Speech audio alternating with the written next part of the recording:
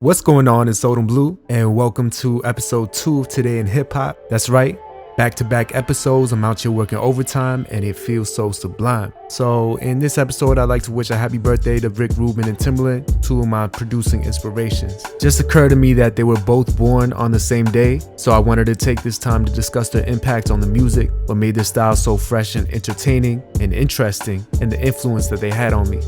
I was probably in elementary school when Timbaland was having the largest bulk of his commercial success. But then again, you could really define Timbaland's prime as stretching from the mid-90s to the late 2000s.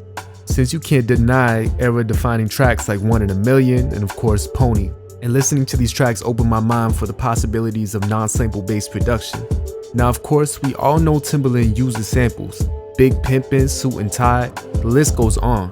Timbaland is no stranger to using samples, and neither am I.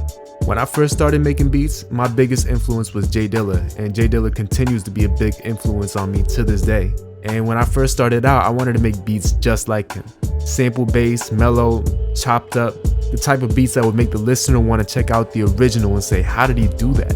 But listening to Timbaland, specific tracks that he did for artists like Jay, Genuine, and Aaliyah, he was one of my influences that made me want to put the samples to the side for once and trust in my abilities to create completely original compositions. Part of the formula that made Timbaland's production so interesting was the genre bending.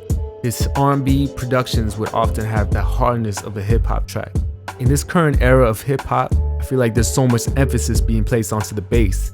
Like how hard can the bass hit? Kind of like the loudness war placed engineers in a competition to see who could obtain the loudest mix without distortion. It's like hip hop is now undergoing a war to see who can get the hardest hitting 808. Listening to classic Timbaland production though, the bass is just a vital part of the overall package. Another part of what makes his instrumental so interesting is the intricacy of the drum lines. And we can't forget his involvement in Missy Elliott's career. Missy and Timbaland formed a team, a partnership that allowed for and encouraged each member to bring out the most eccentric, strongest, interesting parts of their artistry. Timbaland's bombastic and warped instrumentals set the stage perfectly for Missy's bombastic and warped persona. And that kind of artistic chemistry is part of the reason why I respect Rick Rubin's vision and artistry so much. I think Rick Rubin was a vital part of hip-hop producers defining the role as the genre progressed. Since with his co-founding of Def Jam, he fulfilled the traditional role of a music producer while helping to set the stage for the scores of MPC or FL Studio or Logic Pro users in his wake. He produced or co-produced some of the most influential albums for some of the most influential hip-hop acts of all time, increasing both the stature of the artist and of hip-hop itself. Licensed to Ill, Radio, It Takes a Nation of Millions, all have Rubin's fingerprints. Looking at Rick Rubin's rise to prominence, what struck me the most was his commitment to his craft, to mastery, and to discipline. Traits I had only just begun to improve on myself when learning about his story. Hearing about his early days in his NYU dorm during the early development of Def Jam both inspired me and made me regret how I used a lot of my free time in college. I took my bed out, put the two desks together, and that was sort of the DJ area. A big speaker there, and then two desks, and then a big speaker. And then we kind of lived on this side. I look around and I go, you know, where are you supposed to do your studying? And he just goes, studying's to be done in the library. The primary reason I think a lot of producers can cite Rick Rubin as a model of desirable success is that he's an example of someone who is known more for his ability and track record than anything else.